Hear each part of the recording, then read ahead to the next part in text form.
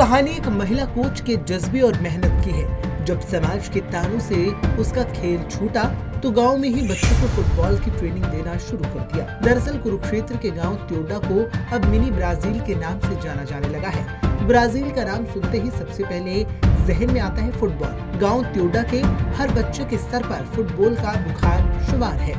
ऐसा कोई घर नहीं बचा है जहां से बच्चे फुटबॉल खेलने ग्राउंड न आते हों। इन बच्चों को फुटबॉल की ट्रेनिंग दे रही कोच एक महिला है जिनका नाम सुदेश है। सुदेश ने इन बच्चों को 2 साल तक बिना किसी शुल्क के ट्रेनिंग दी। बच्चों के हौसले और कोच के जज्बे को देखते हुए कुछ दिन पहले ही इस खेल ग्राउंड को खेल नर्सरी में शामिल कर लिया गया है। सुदेश का यहाँ तक का सफर संघर्ष और कठिनाइयों भरा रहा है। सुदेश ने जब खेलना शुरू किया था तब उन्हें खेलने के लिए शाहबाद जाना पड़ता था और जब वह खेलने के लिए शाहबाद जाती थी तो उसे कई समस्याओं का सामना करना पड़ा, जिसकी वजह से उन्हें ग्राउंड भी छोड़ना पड़ा। जो उनके साथ हुआ वो दूसरे बच्चों के साथ न हो, इसी सोच के साथ उन्होंने गाँव में ही बच्चों को फुटबॉल सिखाना शुरू किया।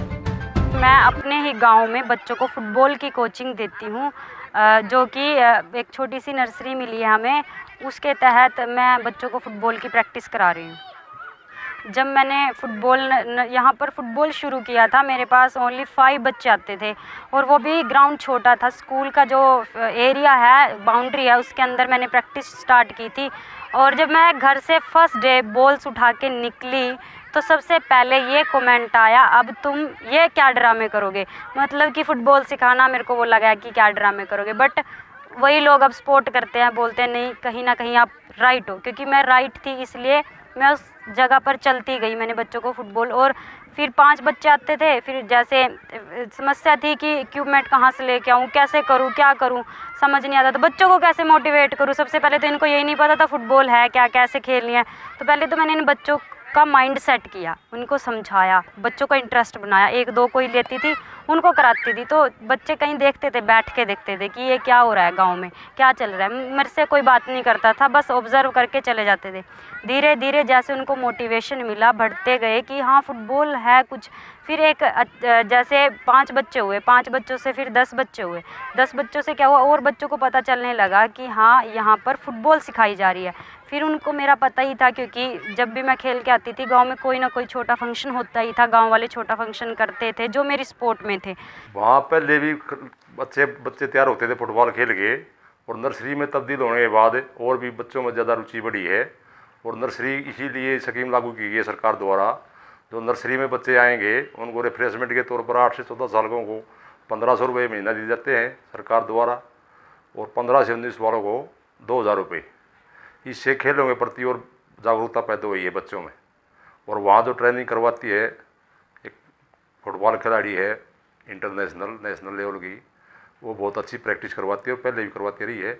और हम आशा करते हैं कि वो बड़ी लगन से, मेहनत से इसी तरह अभ्यास करवाती रहे और देश के हमारे बच्चे वहाँ के देश में वह अन्य देशों में भी नाम रोशन कर सकें फुटबॉल खेल में। 5 बच्चों का वहाँ के बच्चों का 5 बच्चों का सिलेक्शन हुआ है राष्ट्रीय स्तर पर, और हम उसके लिए कोच का धन्यवाद करते हैं जो वहाँ बच्चों को प्रैक्टिस करवा रही है। सुदेश एक गरीब परिवार से संबंध रखती है। जब उन्होंने बच्चों को फुटबॉल सिखाने की शुरुआत की तब 5 बच्चे उनके साथ ट्रेनिंग करते थे, लेकिन अब इस ग्राउंड में 100 से ज्यादा बच्चे फुटबॉल सीखते हैं। सिर्फ गांव के ही नहीं बल्कि आसपास के गांव के और शाहबाद से भी बच्चे सुदेश के पास ट्रेनिंग लेने के लिए आते हैं। मैं लगभग 2 साल से फुटबॉल खेल रही हूँ। सुदेश दीदी हमें बहुत ही अच्छा सिखाती हैं। लगभग मैं 2 साल से खेल रही हूँ। जब दीदी ने स्कूल में फुटबॉल खिलाना शुरू किया था, मैं तब से फुटबॉल खेल रही हूँ। सुदेश दीदी हमें फ्री में फुटबॉल सिखाती हैं। आज तक उन्होंने हमसे कभी भी अलग से पैसे नहीं लिए हैं। पिछले 1 साल से ग्राउंड में आती हूँ और हमारी सुदेश दीदी हमें बहुत मेहनत कराती हैं। जब हम यहाँ ग्राउंड में आए थे तो हमारे ग्राउंड की हालत सही नहीं थी। हम पहले स्कूल में खेला करते थे, फिर हमने अपनी दीदी की मदद से और कुछ गांव वालों की मदद से इस ग्राउंड को खेलने लायक बनाया। और आज हम यहाँ खेलते हैं और 100-150 बच्चे आते हैं। और हमारी नर्सरी भी यहाँ खुली हुई है और हमारी सुदेश दीदी हमें बहुत अच्छा खिलाती हैं। और अब मेरा यही उद्देश्य है कि मैं अपने देश के लिए गोल्ड लाऊं, अपने देश का और अपने गांव का, अपने कोच का नाम रोशन करूं। पंजाब केसरी टीवी के लिए कुरुक्षेत्र से अशोक यादव की रिपोर्ट।